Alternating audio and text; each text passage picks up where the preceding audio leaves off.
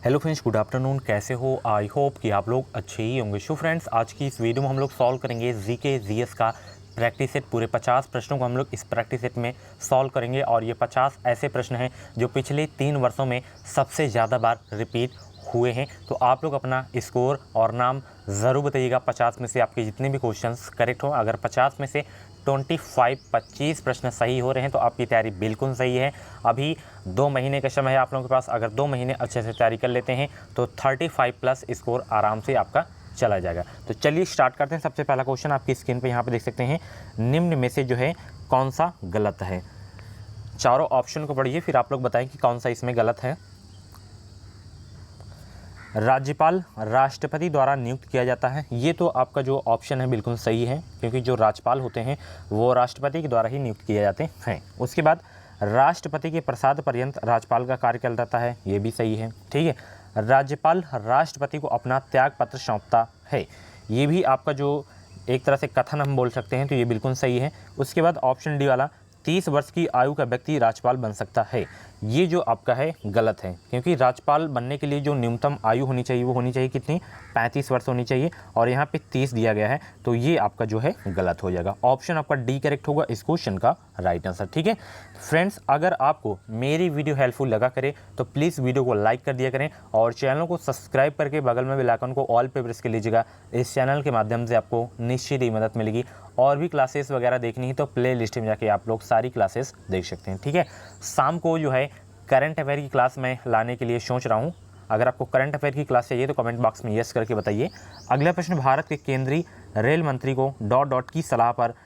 द्वारा नियुक्त किया जाता है। किसकी सलाह पर, किसके द्वारा नियुक्त किया जाता है केंद्रीय रेल मंत्री को, ये आपको बताना है। तो भारत के जो केंद्रीय रेल मंत्री को जो है प्रधानमंत्री की सलाह पर राष्ट्रपति द्वारा जो है नियुक्त किया जाता है। ठीक है। किसकी सलाह पर? प्रधानमंत्री यहाँ पे आ जाएगा एंड यहाँ पे राष्ट्रपति के द्वारा जो है नियुक्त किया जाता है। ऑप्शन आपका ए करेक्ट होगा इस क्वेश्चन का राइट आंसर। अगला प्रश्न जो कि बहुत ही इंपॉर्टेंट है, निम्नलिखित में से कौन सी जॉर्डन की राजधानी है? कैपिटल से 100% क्वेश्चन आएगा, चाहे वो स्टेट का पूछ ले, इंडिया के जितने भी स्टेट हैं 28 स्टेट हैं, या तो अदर कंट्री का पूछ ले। अदर कंट्री का तभी पूछता है जब वो चर्चित में रहता है। ठीक है। तो कौन सी जॉर्डन की राजधानी है? तो वो है अम्मान। कौन सा है? अम्मान। ऑप्शन आपका जो है डी करेक्ट होगा इस क्वेश्चन का राइट आंसर। ठीक है। जॉर्डन की राजधानी अम्मान हो गई। और यहाँ की मुद्रा अक्सर एग्जाम में पूछी जाती है, तो दिनार यहाँ की मुद्रा है जॉर्डन की। ठीक है। अगला प्रश्न, निम्नलिखित में से कौन सी मंगोलिया की मुद्रा है? ठीक है, करेंसी से भी एक क्वेश्चन आया करता है। तो मंगोलिया की मुद्रा का जो नाम है वो है तोगरोग। क्या है? तोगरोग। ऑप्शन आपका बी करेक्ट होगा इस क्वेश्चन का राइट आंसर। इसकी पीडीएफ चाहिए तो लास्ट में आपको बताऊंगा कैसे आपको इसकी पीडीएफ डाउनलोड करना है। ठीक है। एशिया में तीसरा सबसे अधिक आबादी वाला देश कौन सा है? एशिया में तीसरा सबसे अधिक आबादी वाला देश कौन सा है? ये इंपॉर्टेंट है, 5वां प्रश्न, और सभी लोग इसका जवाब दें। क्या होगा? एशिया में तीसरा सबसे बड़ा अधिक आबादी वाला देश कौन सा है? तो वो है इंडोनेशिया। ठीक है। ये क्वेश्चन जो है करवा दिया हूँ। ऑप्शन आपका जो है डी करेक्ट होगा इस क्वेश्चन का राइट आंसर। ठीक है। अगला प्रश्न आप देख सकते हैं, निम्नलिखित दक्षिणी अमेरिकी राष्ट्रों में से किसमें दक्षिण अमेरिकी क्षेत्र का सबसे बड़ा वन क्षेत्र है? तो ब्राज़ील में जो है सबसे बड़ा वन क्षेत्र है। ऑप्शन आपका बी करेक्ट होगा इस क्वेश्चन का राइट आंसर। ठीक है। ये इंपॉर्टेंट है, जियोग्राफी का क्वेश्चन रिवर से है कि निम्नलिखित में से प्रायद्वीपी भारत की सबसे बड़ी नदी कौन सी है? अगर आप लोग मेरी जियोग्राफी की क्लास देखे होंगे तो ये क्वेश्चंस आप लोग आसानी से कर लेंगे। तो भारत में प्रायद्वीपी सबसे बड़ी नदी जो है आपकी है गोदावरी नदी। ऑप्शन आपका जो है बी करेक्ट होगा इस क्वेश्चन का राइट आंसर। ठीक है। ये कहाँ से निकलती है? महाराष्ट्र के त्रंबक पहाड़ी से निकलती है। कहाँ से? महाराष्ट्र के त्रंबक पहाड़ी से निकलती है। इसकी लंबाई जो है पूछी नहीं जाती, बट पता होना चाहिए। 1465 किलोमीटर इसकी जो है लंबाई है। ठीक है। अगला प्रश्न आप देखिए, संयुक्त राष्ट्र द्वारा मानवाधिकारों की सार्वभौमिक घोषणा को चिन्हित करने के लिए हर वर्ष किस तिथि को अंतर्राष्ट्रीय मानवाधिकार दिवस मनाया जाता है? अंतर्राष्ट्रीय मानव अधिकार दिवस कब मनाया जाता है? और इम्पॉर्टेंट डेट से भी क्वेश्चंस आते हैं। जब आप लोग पूरी क्लास देखेंगे तभी आपको PDF में भी समझ में आएगा। इसमें मैं आपको बताता हूँ कि कौन कौन से क्वेश्चन पूछे जाते हैं, किन टॉपिक से हर बार प्रश्न पूछा जाता है। जैसे यहाँ पे इम्पॉर्टेंट डेज़ है, तो इम्पॉर्टेंट डेज से 100% एक क्वेश्चन आता है, ठीक है। और इम्पॉर्टेंट डेज़ वाली जो है अभी क्लास होगी, उस समय जितना मैं करवा दूंगा उससे एक भी प्रश्न बाहर नहीं जाएगा, ठीक है। जब मैं एग्ज़ाम दिया था तो मेरे एग्ज़ाम में जो है 2 प्रश्न आए थे इम्पॉर्टेंट डेज से। एक तो मुझे याद है कि वो जनसंख्या दिवस वाला पूछा गया था, सॉरी राष्ट्रीय शिक्षा दिवस पूछा गया था, जो कि 11 जुलाई को मनाया जाता है। और एक याद आई थिंक HIV डेज पूछा गया था 1 दिसंबर को, ठीक है, सिंपल सा वाला। तो अंतर्राष्ट्रीय मानवाधिकार दिवस मनाया जाता है, कब मनाया जाता है? ये मनाया जाता है 10 दिसंबर को प्रत्येक वर्ष। ऑप्शन आपका डी करेक्ट होगा इस क्वेश्चन का राइट आंसर, ठीक है। किसके द्वारा मनाया जाता है? संयुक्त राष्ट्र के द्वारा मनाया जाता है ये। अंतर्राष्ट्रीय न्यायालय किस देश में स्थित है? ये क्वेश्चंस भी करवाया हूँ मैं जियोग्राफी की क्लास में, बताइए करवाया हूँ कि नहीं करवाया हूँ। मेरी जीके की टॉपिक वाइज से आपको क्वेश्चंस बहुत मिल रहे हैं, ठीक है। तो अंतर्राष्ट्रीय न्यायालय यानी कि इंटरनेशनल कोर्ट का जो है कहाँ पे स्थित है? तो ये कहाँ पे स्थित है? सभी लोग जवाब दें इसका। तो ये है नीदरलैंड में। ऑप्शन आपका जो है ए करेक्ट होगा इस क्वेश्चन का राइट आंसर, ठीक है। और इसका जो है हेडक्वार्टर का भी कभी पूछा जाता है तो द हेग याद रखना है, ठीक है। पेड़ पौधों में निषेचन के बाद अंडाशय किस रूप में जो है परिवर्तित हो जाते हैं? ये आपको बताना है। तो ये परिवर्तित होते हैं फल में, ठीक है। ऑप्शन आपको जो है डी करेक्ट होगा इस क्वेश्चन का राइट आंसर। अगला प्रश्न यहाँ पे देखिए, पौधों में पानी और पोषक तत्वों के परिवहन के लिए संवहनी ऊतक को क्या कहा जाता है? तो इनको कहा जाता है जाइलम। ऑप्शन आपका सी करेक्ट होगा इस क्वेश्चन का राइट आंसर। अगला प्रश्न यहाँ पे देखिए, निम्नलिखित विकल्पों में से पुनरुत्पादक बीज उत्पादन पौधे का नाम चुनें। पुनरुत्पादक बीज उत्पादन पौधे का नाम चुनना है ब्रेड मोल्ड को। ऑप्शन आपका जो है बी करेक्ट होगा इस क्वेश्चन का राइट आंसर। यहाँ पे देख सकते हैं 2 क्वेश्चन यहाँ पे भी लगाए गए हैं इंपॉर्टेंट डेज की, कि विश्व हिंदी दिवस कब मनाया जाता है? तो हिंदी दिवस, विश्व हिंदी दिवस यहाँ पे पूछा रहा है तो 10 जनवरी को मनाया जाता है। ऑप्शन आपका जो है ए करेक्ट होगा इस क्वेश्चन का राइट आंसर, ठीक है। इंपॉर्टेंट क्वेश्चन है। अगर केवल हिंदी दिवस पूछे तो 14 सितंबर को, ठीक है। अगला प्रश्न आप देख सकते हैं, डॉट डॉट ने अधिग्रहित चरित्र की विरासत के सिद्धांत को प्रतिपादित किए थे। किसने अधिग्रहित चरित्र की विरासत के सिद्धांत को प्रतिपादित किए थे? तो जीन बैप्टिस्ट लैमार्क ने जो है अधिग्रहित चरित्र की विरासत को सिद्धांत प्रतिपादित किए थे। ऑप्शन आपका ए करेक्ट होगा इस क्वेश्चन का राइट आंसर। अगला प्रश्न आप देखिए, यहाँ पे क्या लिखा है, rebooting India realising a billion aspirations नामक पुस्तक लेखक कौन है? 2-3 बार पढ़ेंगे अच्छे से तो कुछ याद हो जाएगा। तो इसके लेखक हैं नंदन नीलेकणी। कौन है? नंदन नीलेकणी। ऑप्शन आपका बी करेक्ट होगा इस क्वेश्चन का राइट आंसर। पूर्ण रूप से GST की सिफारिश किसके द्वारा की गई थी? पूर्ण रूप से GST की सिफारिश किसके द्वारा लाई गई थी? तो ये लाई गई थी विजय केलकर टास्क फोर्स के द्वारा, ठीक है। ऑप्शन आपका जो है बी करेक्ट होगा इस क्वेश्चन का राइट आंसर। अब जो आपकी इकोनॉमी वाली क्लास होगी उसमें मैं आपको GST के बारे में पढ़ाऊँगा। भारत का पहला साइबर पुलिस स्टेशन कहाँ स्थापित किया गया था? ये इंपॉर्टेंट है, पूछा जा सकता है, इंपॉर्टेंट है। तो भारत का पहला साइबर पुलिस स्टेशन जो है स्थापित किया गया है बेंगलुरु में। ऑप्शन आपका जो है सी करेक्ट होगा इस क्वेश्चन का राइट आंसर, ठीक है। कब संयुक्त प्रांत का नाम बदलकर उत्तर प्रदेश किया गया था? यानी कि पहले जो है उत्तर प्रदेश का नाम क्या था? संयुक्त प्रांत था। इसका नाम बदलकर संयुक्त प्रांत जैसे पहले था तो इसका नाम बदलकर उत्तर प्रदेश कब किया गया ये आपको बताना है। तो ये किया गया था 24 जनवरी 1950 को। ऑप्शन आपका जो है बी करेक्ट होगा इस क्वेश्चन का राइट आंसर। अगला प्रश्न, सूफी कवि अमीर खुसरो का जन्म उत्तर प्रदेश के किस ज़िले में हुआ था? ये इंपॉर्टेंट है, स्टेट लेवल का एग्ज़ाम है तो स्टेट लेवल के जो है क्वेश्चन पूछे जाएंगे यूपी जीके के। तो अमीर खुसरो का जन्म हुआ था एटा ज़िले में। ऑप्शन आपका जो है सी करेक्ट होगा इस क्वेश्चन का राइट आंसर, ठीक है।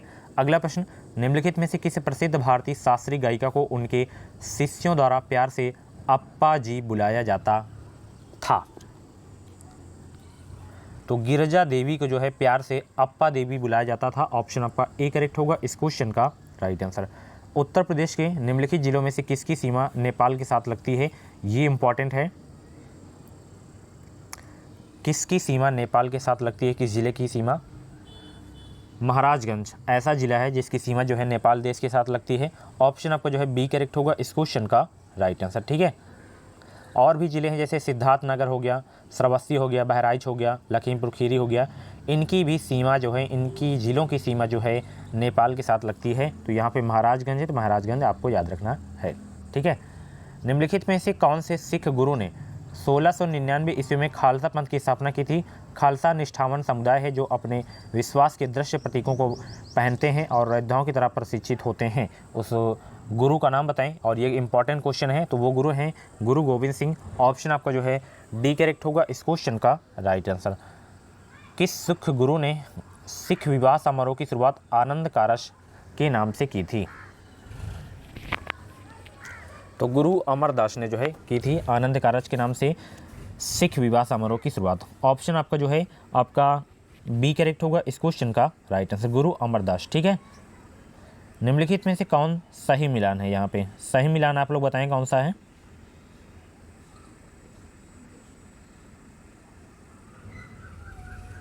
तो इसमें आपका जो सही मिलान है वो है ऑप्शन सी वाला। ठीक है, यहाँ पे अनुच्छेद 19 का ए में भाषण और अभिव्यक्ति की स्वतंत्रता का अधिकार है, बाकी आप पे गलत है। ठीक है, निम्नलिखित में से कौन सा एक राजकोषीय नीति का यंत्र नहीं है? कौन सा एक राजकोषीय नीति का यंत्र नहीं है? सभी लोग जवाब दें, इसका क्या होगा? राजकोषीय नीति का यंत्र कौन सा नहीं है? तो क्रेडिट राशनिंग। क्या क्रेडिट राशनिंग जो है राजकोषीय नीति का यंत्र नहीं है? ऑप्शन आपका जो है डी करेक्ट होगा इस क्वेश्चन का राइट आंसर।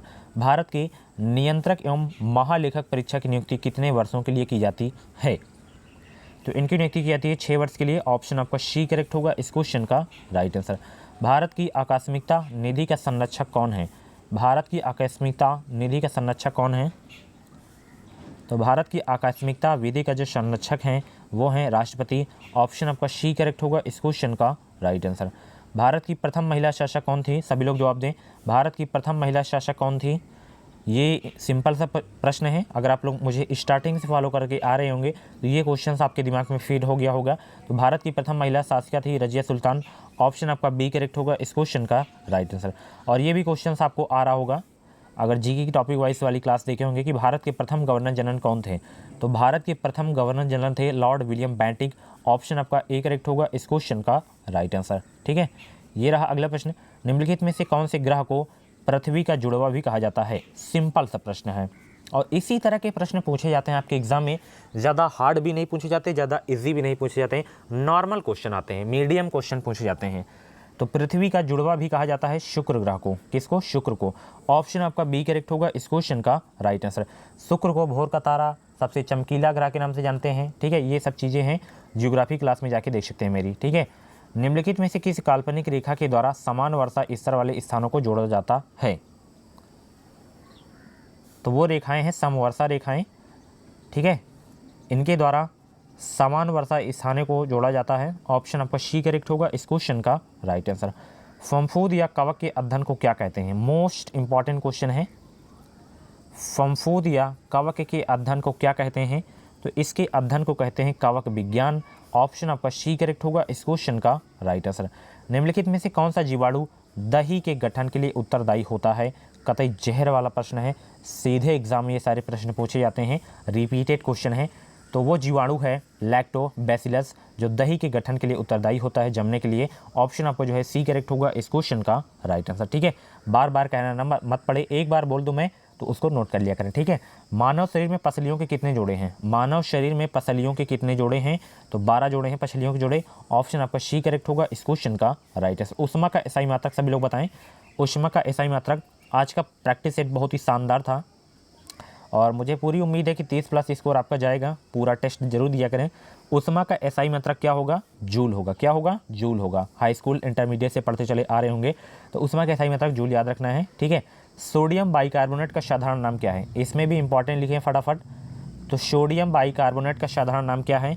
तो इसका साधारण नाम है खाने का सोडा या बेकिंग सोडा। ठीक है, ऑप्शन आपका ए करेक्ट होगा इस क्वेश्चन का राइट आंसर। ठीक है, इसका सामान्य नाम आपको याद रखना है। निम्नलिखित में से कौन सा एक लोहे का अयस्क है? डोलोमाइट, सेंधा नमक, लौह उल्टा, गैलेना या साधारण कच्चा शीशा? कौन लोहे का एक अयस्क है? तो लौह उल्का जो है आपका लोहे का अयस्क है। ऑप्शन आपका सी करेक्ट होगा इस क्वेश्चन का राइट आंसर। निम्नलिखित में से अधिकतम जैव विविधता किसमें होती है? अधिकतम जैव विविधता किसमें होती है? तो उष्णकटिबंधीय क्षेत्र में जो है अधिकतम जैव विविधता होती है। ऑप्शन आपका डी करेक्ट होगा इस क्वेश्चन का राइट आंसर। ठीक है, जितने भी लोग क्लास को देख रहे हैं प्लीज़ वीडियो को लाइक कर दें। अल्बर्ट साबिन को डॉट विकसित करने के लिए जाना जाता है। किसको विकसित करने के लिए अल्बर्ट साबिन को जाना जाता है? तो इनको जाना जाता है पोलियो की टीका विकसित करने के लिए अल्बर्ट साबिन को। ऑप्शन आपका जो है बी करेक्ट होगा इस क्वेश्चन का राइट आंसर। अगला प्रश्न अभी लोग देखिए, निम्नलिखित में से कौन एक प्रसिद्ध भारतीय शास्त्रीय नृत्यगंगा है? कौन सा? तो वो है सोनल मानसिंह। ऑप्शन आपका जो है सी करेक्ट होगा इस क्वेश्चन का right answer. The ministry of utmost happiness पुस्तक किसने लिखी है? The ministry of utmost happiness पुस्तक किसने लिखी है?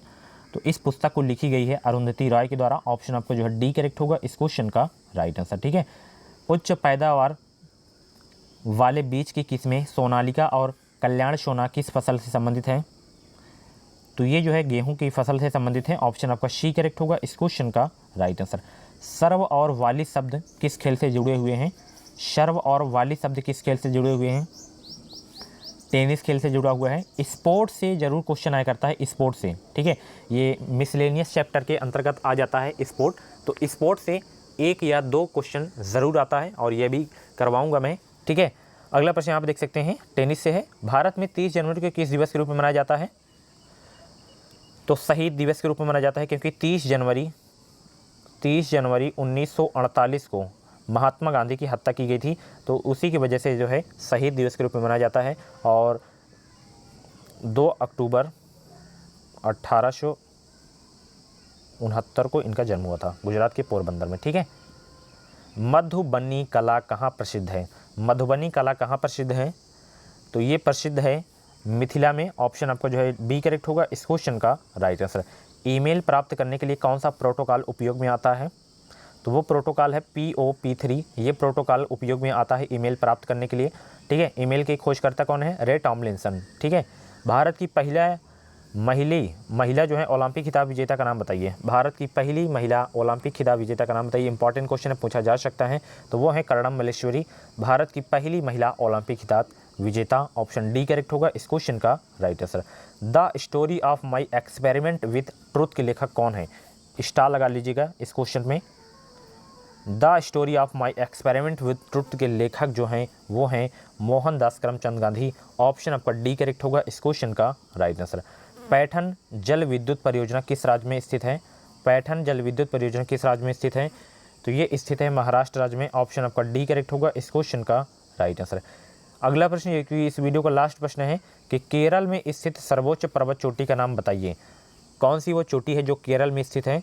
तो वो चोटी है अनाई मुड़ी। कौन सी है? अनाई मुड़ी। ऑप्शन आपका जो है सी करेक्ट होगा इस क्वेश्चन का राइट आंसर। सो फ्रेंड्स, ये थे आपके GK GS के टॉप 50 क्वेश्चंस, जो कि यही सब प्रश्न आपके एग्जाम में पूछे जाते हैं। और आज के इसमें कम से कम 20 बहुत इंपॉर्टेंट क्वेश्चन थे और 20 क्वेश्चंस में मैं इंपॉर्टेंट लिख दिया हूं। तो उन क्वेश्चंस को आप लोग टेलीग्राम से प्राप्त कर लीजिएगा। ठीक है, टेलीग्राम से कैसे प्राप्त करना है यहाँ पे आपको बता दे रहा हूँ। ये इसकी आंसर की भी लगा दिया हूँ, यहाँ पे देख सकते हैं नीचे। और इसका ये थंबनेल है कि 3 साल में ये सबसे बार रिपीट हुए हैं, तो इन्हें आप लोग जरूर देख लें। देखिए, टेलीग्राम से इसकी PDF डाउनलोड करना है। टेलीग्राम चैनल का नाम है एजुकेशन विद साहिल। ठीक है, और इस वीडियो के डिस्क्रिप्शन बॉक्स में मैं टेलीग्राम को ग्रुप की लिंक दे दिया हूं, तो आप लोग लिंक के माध्यम से ज्वाइन हो सकते हैं। ठीक है, अगर आपके मन में BED से संबंधित कुछ डाउट है तो आप लोग कमेंट बॉक्स में अपनी क्वेरी कर सकते हैं, या इंस्टाग्राम पे मुझे फॉलो करके वहाँ पे आप लोग मुझे मैसेज कर सकते हैं, DM कर सकते हैं। मैं आपका रिप्लाई ज़रूर दूंगा। Thank you. और इस चैनल से जुड़ जाएं, चैनल को सब्सक्राइब करके बगल में ऑल वाले पे प्रेस कर लिया करें। ऑल पे प्रेस करने से क्या होगा कि कोई भी अपडेट आएगी, कोई भी क्लास की वीडियोस आएगी, वो आपको सबसे पहले मिल सकेगी। Thank you. इस वीडियो को लाइक और शेयर करना मत भूलिएगा।